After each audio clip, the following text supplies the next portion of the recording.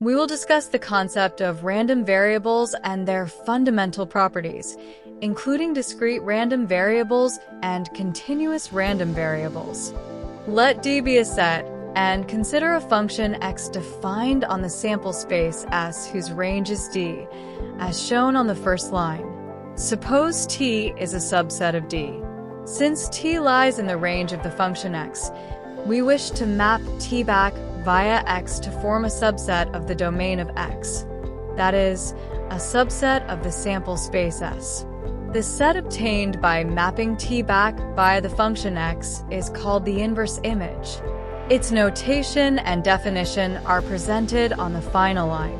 Conceptually, the inverse image collects all elements S in the domain such that the function value x of S lies in T. Because the inverse image x inverse of T is a subset of the sample space S, it constitutes an event. This screen lists several properties of inverse images, including invariance under unions, intersections, and complements. In particular, the second to last line indicates that the function x is an onto function, surjective function. Let script D be a sigma field composed of subsets of D. This sigma field script D can generate another family of subsets of the sample space S via the inverse image, denoted by x inverse of script D, as shown on line 3. This theorem states that this new family x inverse of script D is also a sigma field. The proof is given on the next page. We need to verify that 3 conditions are satisfied. The first condition requires showing that the family x inverse of script D is non-empty. From equation 4 above, we know this family contains S equals x inverse of D, as shown on line 2. The second condition requires proving closure under complementation.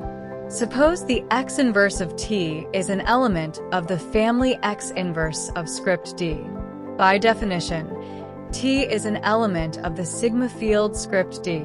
Since the sigma field script D is closed under complementation, the complement of T is also an element of the sigma field script D, as shown on line 4. Applying equation 3 from earlier, we obtain the expression on the final line, thereby establishing closure under complementation. The third condition requires proving closure under countable unions. First, suppose a sub I are elements of the family x inverse of script D. Therefore, there exists T sub I in the sigma field script D such that a sub I equals x inverse of T sub I, as shown on line 2. Since the sigma field script D is closed under countable unions, we obtain the expression on line 3. Applying equation 1 from earlier, we arrive at the equation on the second to last line.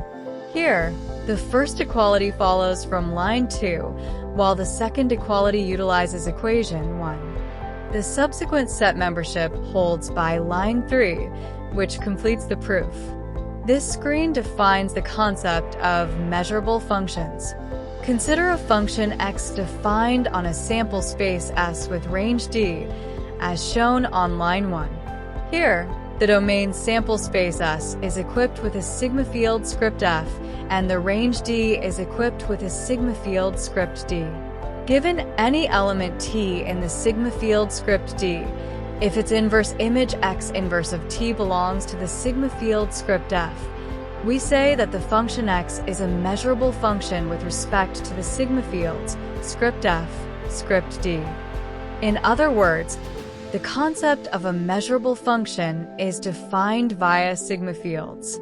The concept of random variable is precisely that of measurable function. When the range D of the function x from the previous page is chosen as the real line R, as shown on line 1, and we consider the Borel sigma field, any measurable function with respect to the sigma fields, script F, script B, is called a random variable. This connection is essential because discussing probability distribution functions later requires considering both probability measures and random variables simultaneously. Since a probability measure is defined on a sigma field, the concept of random variable must likewise be integrated with sigma field. Furthermore, when the range D of the function x is chosen as n-dimensional Euclidean space R sup n, as shown in the second definition, considering the Borel sigma field on R sup n, a measurable function with respect to script f, script b sup n, is called a random vector. A random vector is, in fact, a measurable vector-valued function. The property shown on this screen demonstrates that the components of a random vector are themselves random variables. This result is established by utilizing the properties of measurable functions from real analysis. Let x be a random vector, and let p be a probability measure defined on the sample space S. We can then define a new set function p sub x on n-dimensional Euclidean space, as shown on the last line. For any subset B of R sup n, the first equality serves as the definition. The second equality adopts the standard notation commonly used in probability theory, where the expression on the right-hand side is defined by the expression on the left-hand side. Because the probability measure P must act on events, that is, on subsets of the sample space S. When we write x belongs to B, as seen on the right side of the second equal sign, it means collecting all sample points S such that the function value x of S falls into B.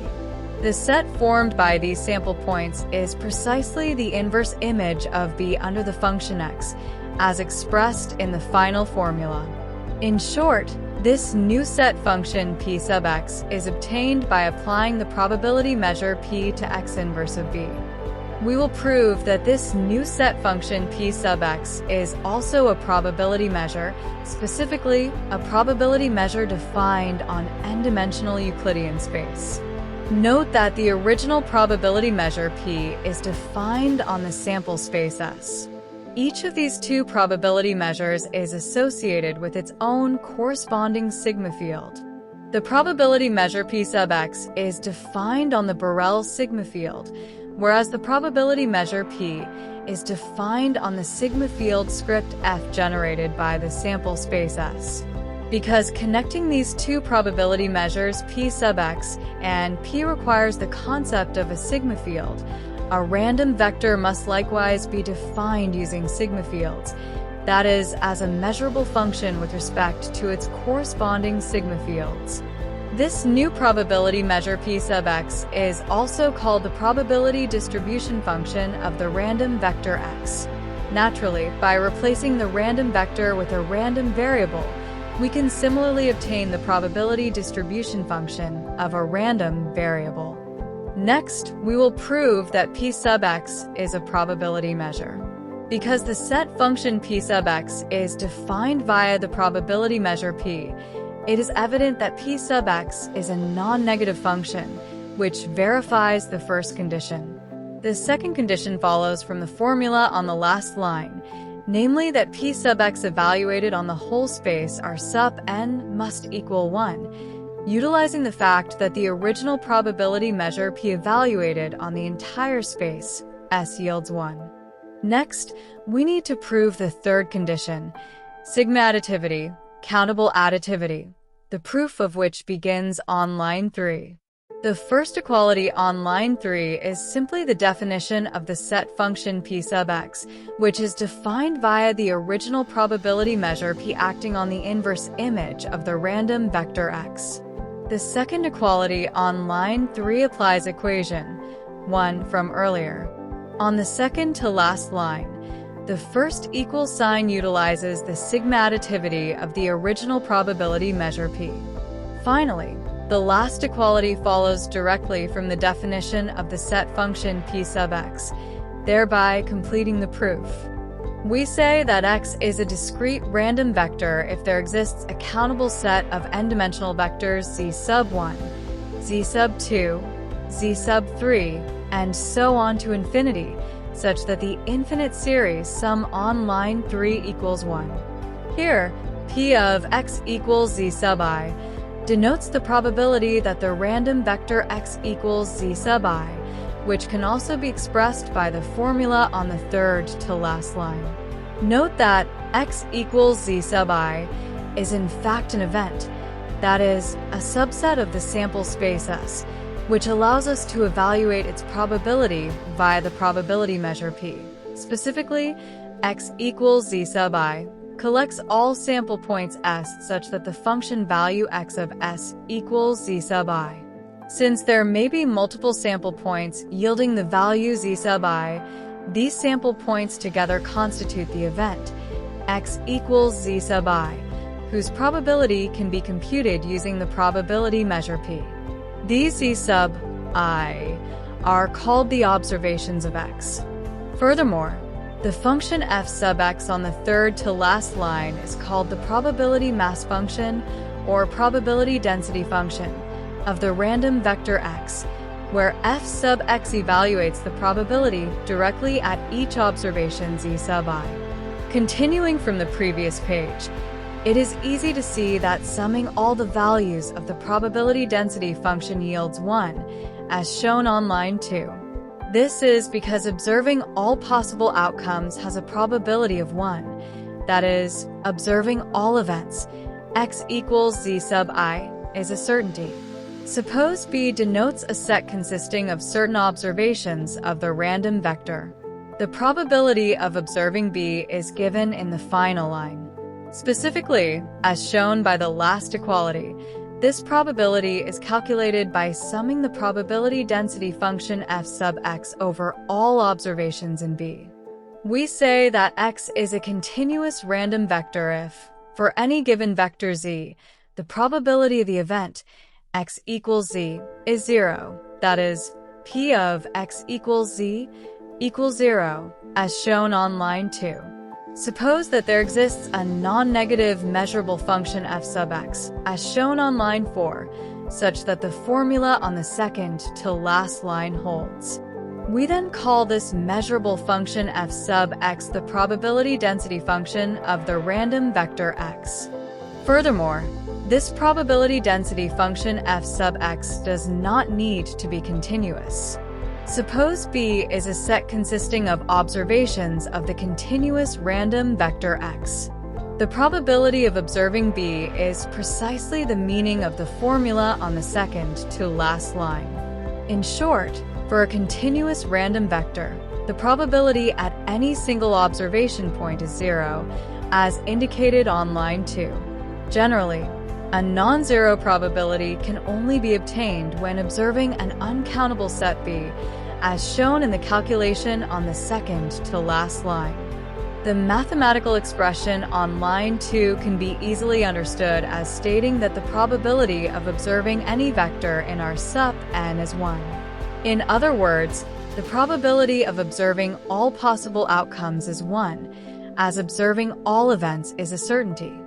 This proposition demonstrates that for any random variable x, we can construct a class called sigma of x via its inverse image, defined on line 2, such that this class sigma of x forms a sigma field composed of subsets of the sample space S.